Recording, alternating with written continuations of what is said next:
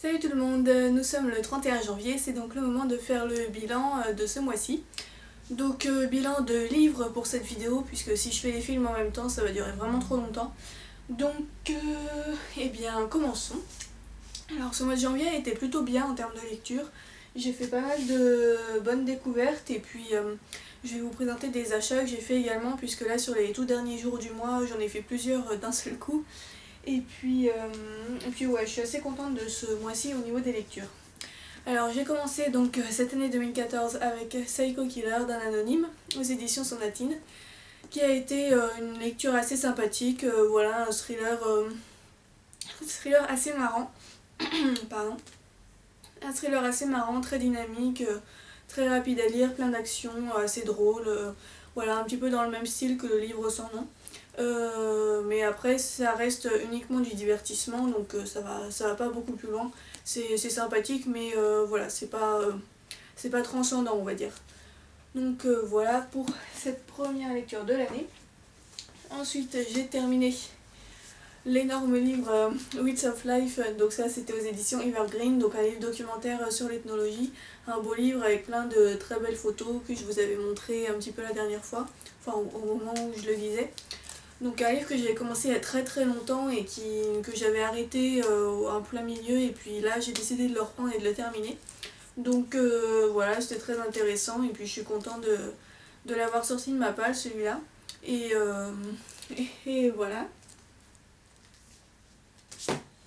Après, ce mois-ci, donc, comme vous l'aurez sans doute remarqué, a été très riche en termes de bande dessinée, genre auquel je ne suis pas trop habituée, et là, ce mois-ci, ça a un peu été la révélation, quoi. Donc tout d'abord, j'ai lu le troisième tome de Zombilenium de Arthur Depin aux éditions Dupuis. Donc qui, comme toujours, a été vraiment une super lecture, très drôle, très sympa. Le seul problème, c'est que c'est beaucoup trop court. Même pour une BD, c'est court, je trouve. Et il y a des très longues périodes qui passent entre chaque tome.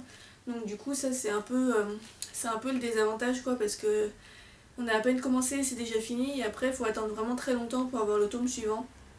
Mais bon, je continuerai quand même à suivre cette série parce que vraiment j'adore, c'est super marrant, c'est super sympa.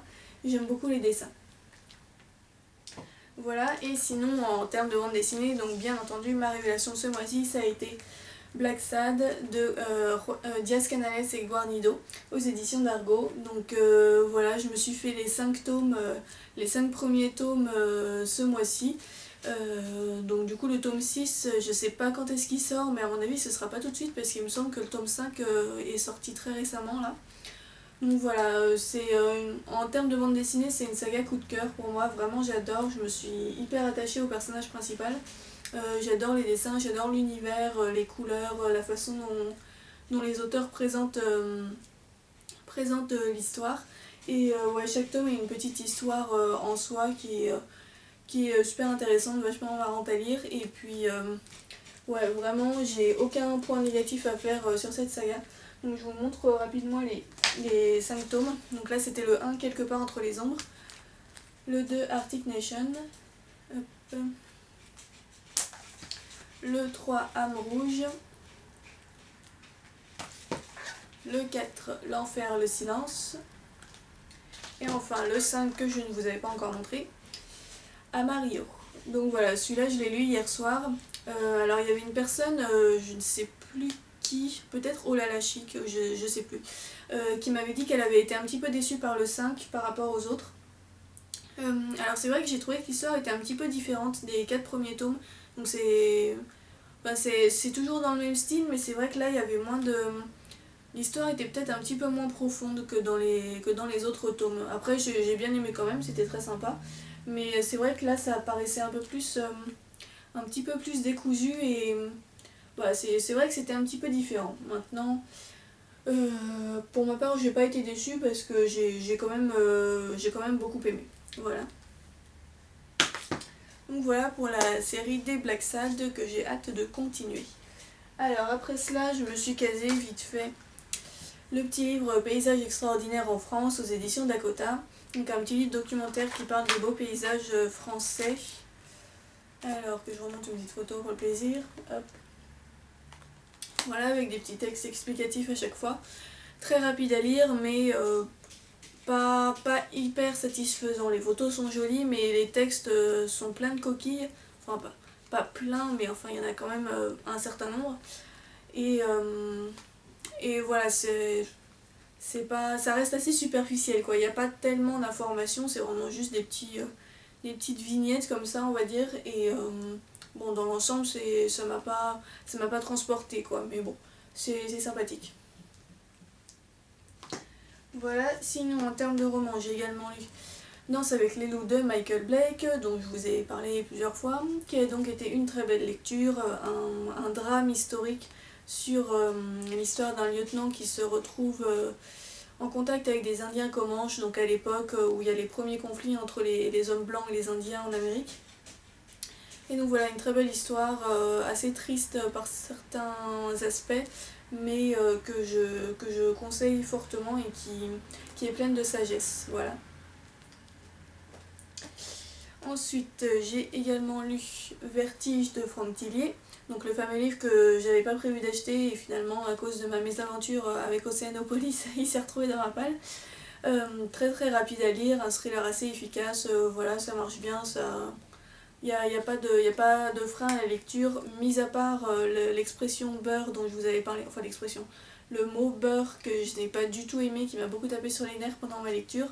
Et un truc que j'avais oublié de dire aussi, c'est que l'autre petit problème que j'ai eu notamment au début de ma lecture, c'est que donc le personnage principal est un alpiniste professionnel et il y a beaucoup de termes techniques en rapport avec l'alpinisme qui sont utilisés mais sans être expliqués. Donc, ce qui fait que pour quelqu'un qui ne connaît pas ce sport-là, c'est pas très pratique, quoi, parce que par exemple au tout début du livre, je me rappelle, il y avait une phrase du style un homme était couché entre deux sardines. Alors bon, moi je savais pas ce que c'était une sardine en termes d'alpiniste, je l'ai compris que vraiment plus tard, quoi. Et au début j'imaginais un homme couché entre deux sardines, les poissons, quoi. J'étais là, bon, enfin, je me doutais bien que c'était pas ça, mais du coup la sardine je savais pas ce que c'était, je pouvais pas du tout me représenter, enfin, j'avais vraiment aucune idée de ce que ça pouvait être. Et il y a plusieurs termes comme ça assez techniques, quand on connaît pas, on peut pas se représenter ce que c'est et du coup ça nous empêche de nous mettre vraiment dans l'histoire et de bien visualiser les décors. Donc ça c'est un peu dommage, ça aurait peut-être mérité quand même quelques petites explications au début pour pas trop perdre le lecteur dans cet univers-là, quoi. Mais bon voilà, à part ça, c'est une lecture très simple, très rapide et qui m'a plu dans l'ensemble. Après cela, j'ai terminé le mois avec une lecture qui a été plutôt une déception. Et donc il s'agit de Histoire de serpent. Donc ça c'est aux éditions Sortilège et c'est un recueil de nouvelles ou alors de poésie ou d'extraits de textes qui sont tous sur le thème des serpents. Donc l'idée est bonne à la base et d'ailleurs il y a quelques textes qui sont pas mal, notamment le premier que j'ai bien aimé qui est de Prosper Mérimée. Donc c'est autant des auteurs classiques que des auteurs contemporains et il y a plein de genres différents, romans, nouvelles, poésie, récits de voyage, etc. Donc l'idée est bonne à la base, mais bon, le premier truc qui m'a un peu embêté, c'est que là encore, il y a beaucoup de coquilles. Alors ce mois-ci, je suis tombée sur 2 livres d'affilée comme ça, où les relectures n'avaient pas été géniales, mais là vraiment, c'est n'importe quoi. Il y a des points qui apparaissent au beau milieu d'un mot, des virgules au milieu d'un mot, enfin ça gêne parfois la compréhension du récit. On est obligé de relire les phrases parce que la ponctuation c'est absolument n'importe quoi. Donc voilà, ça c'était assez énervant et franchement c'est un peu abusé de la part d'un éditeur de publier un livre avec autant de fautes de ponctuation ou même de mots dedans, quoi. Donc voilà, ça c'était un petit peu agaçant. Et puis en plus j'ai trouvé que les textes choisis souvent n'étaient pas super transcendants. Enfin moi j'ai pas été spécialement emballée par ce recueil en fait. Il y a un ou deux textes qui m'ont plu, mais voilà, dans l'ensemble, j'étais pas très motivée par ma lecture, au point que j'ai fini par l'abandonner, en fait, tout simplement. J'en suis arrivée, j'étais pas très loin de la fin, hein, mais puisqu'en plus il est court, il fait que 200 pages. Mais bon, je me suis quand même arrêtée au bout d'un moment, parce que voilà, ça m'ennuyait clairement. Et puis cette histoire de coquilles partout, c'était vraiment trop fatigant à la longue.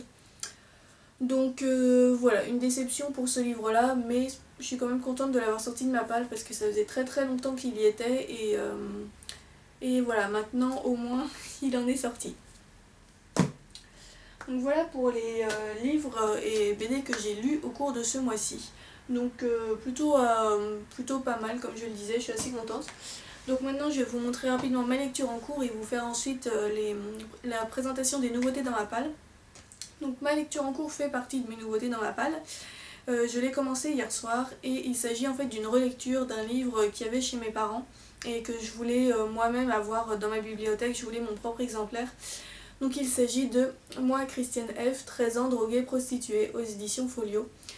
Témoignage hyper connu, voilà, sur la drogue, un petit peu sur la délinquance et la prostitution aussi, mais surtout sur la drogue. Et donc c'est une jeune fille qui s'appelle donc Christiane F, qui vivait à Berlin, je sais plus en quelle année, je sais plus si c'est 70 ou 80, je fais pas très attention souvent aux dates comme ça, et qui se retrouve embarquée dans la drogue en fait par un concours de circonstances. Donc elle a une vie vraiment très difficile et ça parle en fait de sa chute en fait depuis le premier moment où elle prend de la drogue jusqu'à ce qu'elle soit obligée de se prostituer pour avoir de l'argent pour payer son héroïne, etc. Et donc c'est un témoignage qui me fascine à chaque fois que je le lis. Je pense que c'est la 3e fois que je le lis. Je l'avais découvert il y a plusieurs années quand j'étais adolescente et franchement je ne me lasse pas de relire ce livre, quoi. À chaque fois il m'embarque, enfin il m'embarque, c'est pas qu'il m'embarque parce que c'est pas vraiment un roman, mais c'est pas du tout un roman même, mais voilà, il me fascine. C'est un récit très poignant et je pense vraiment qu'on devrait le faire lire à tous les adolescents en fait, qu'on devrait mettre ça au programme scolaire parce que pour moi c'est un témoignage essentiel dans la société dans laquelle on vit en fait. Ouais, ça fait partie, je pense, des livres qu'il faudrait vraiment faire lire dans les collèges ou dans les lycées parce que c'est enfin, ça montre vraiment ce que c'est sans qu'il y ait le côté hyper moralisateur derrière. Et voilà, pour moi, c'est vraiment un livre à avoir lu au moins une fois. Donc du coup, je vous en reparle quand je l'ai terminé. Et je vais maintenant vous montrer les autres nouveautés dans ma palle que je n'ai pas encore commencé. Donc tout d'abord, il y a ce qui sera sans doute ma prochaine lecture après Christiane F. Il s'agit de Avenue des Géants de Marc Duguin. Donc là c'est encore aux éditions Folio et c'est un livre que j'ai découvert grâce à la chaîne de Miss Sugartown qui l'a présenté dans ses meilleures lectures de 2013. Donc il est très récent, il est sorti l'année dernière, non, il est sorti en 2012 en grand format je crois et en 2013 en poche. Et donc apparemment c'est une histoire de serial killer, mais pas... Enfin en fait j'arrive pas trop à voir si c'est un thriller ou un roman contemporain.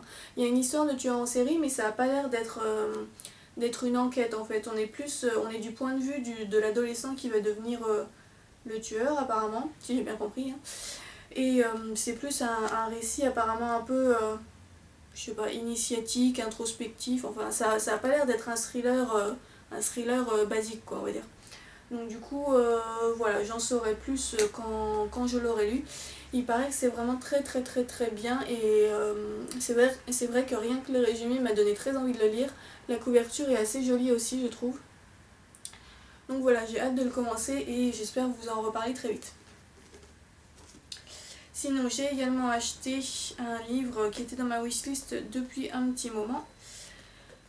C'est Le Lion de Joseph Kessel, donc encore aux éditions Folio. Et voilà, comme je suis passionnée par les fauves, forcément Le Lion, c'était obligé que je l'achète un jour ou l'autre. Donc c'est l'histoire d'une amitié entre une petite fille et un lion tout simplement. Et racontée à travers les yeux d'un voyageur visiblement qui vit plus ou moins avec eux. Et donc ce sera mon premier livre de Joseph Kessel, c'est un auteur dont j'ai pas mal entendu parler et qui m'intrigue vraiment beaucoup. Donc j'espère que ce sera une belle découverte et que ça me donnera envie de lire d'autres de ses livres.